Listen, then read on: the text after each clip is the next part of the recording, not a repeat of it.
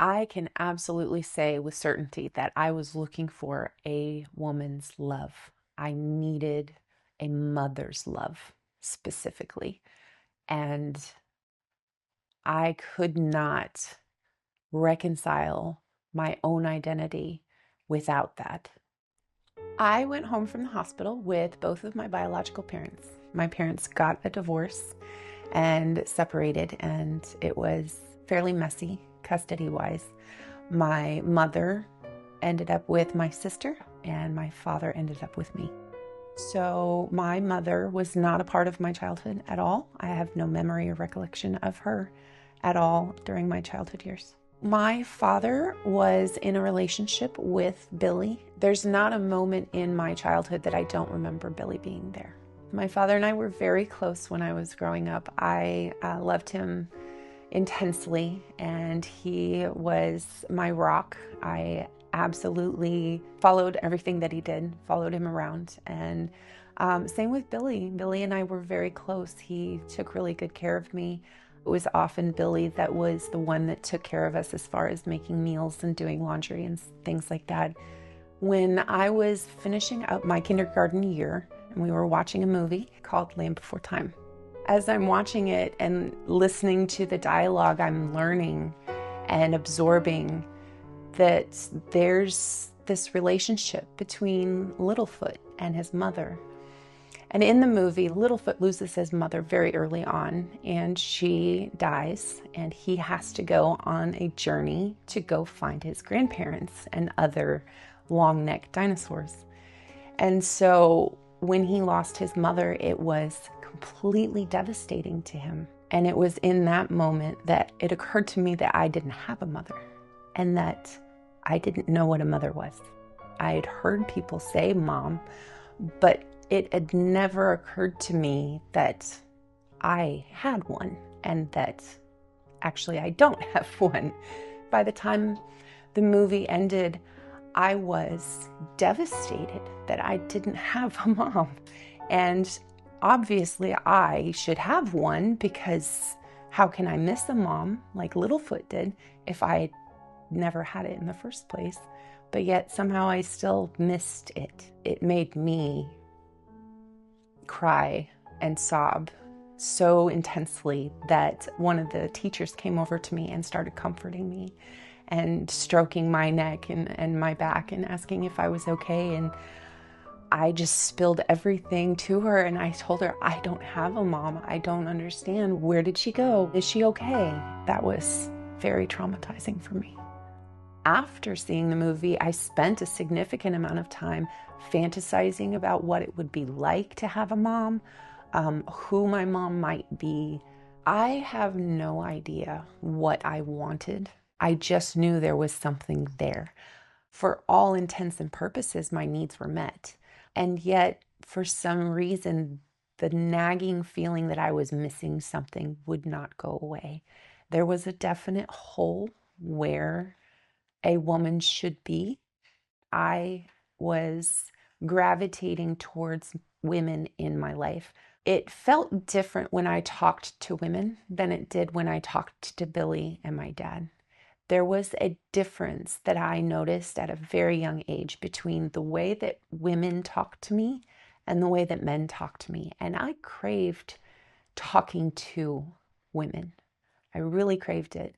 I was seeking that communicative nurturing that women offer, and I craved women's attention. And it did not matter what woman it was. It was something that gave me a lot of joy to be able to, follow them around and talk to them and ask them a million questions. It is difficult to identify specifically what I was missing without having a mom. I knew that I had two parents that loved me. I knew that I had a roof over my head and I had food and shelter. I was unconsciously seeking something, though. And what it was I was seeking really came down to an identity. I was looking for something that could help me figure out who I was. I needed to know where I stood in the world and what my place was, how I was going to grow up, what that would look like as a grown-up. And not having a mom there made it harder for me to figure out who I was. Without a mother, you can't identify your place in the world or who you are. It's not possible. By the time I was 22, I decided I was going to start looking for my mom. Do we look the same? How does she talk? How does she look?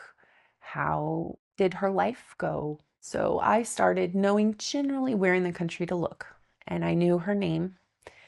And so I started going through the white pages in that area, and I started calling everyone in the phone book that had that name.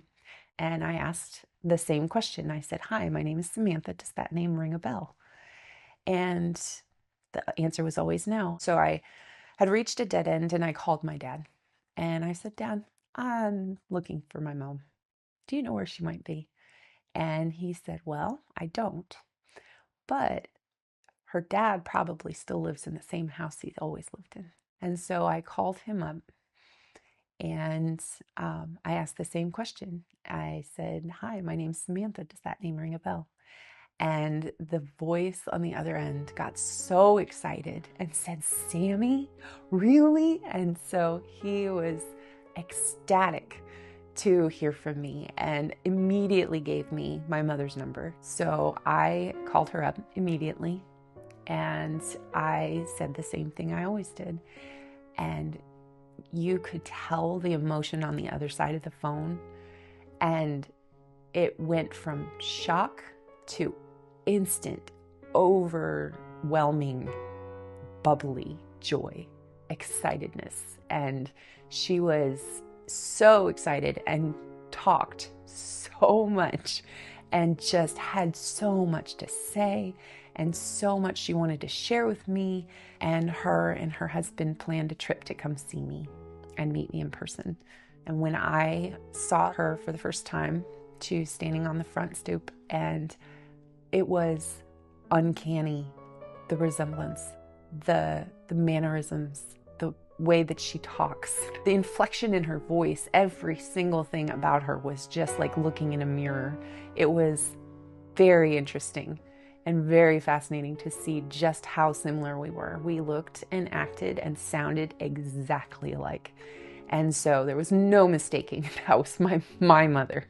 If I had a child in front of me that was being raised by two men, I would first of all tell them that it is perfectly normal for you to feel like you're missing out on something. And it's okay to feel that way. I feel like it's easy for adults to kind of gaslight children, and I would want to help that child understand that no, there is something there that you are missing, and it's okay for you to miss that, and it's okay for you to go looking for it. I hope that you find someone in your life that will let you call them mom. I hope that you find someone in your life that, if you can't call them mom, will at least treat you like their child. Because being loved by a woman is different than being loved by a man. And it is special, and it is good. And it's okay to want that.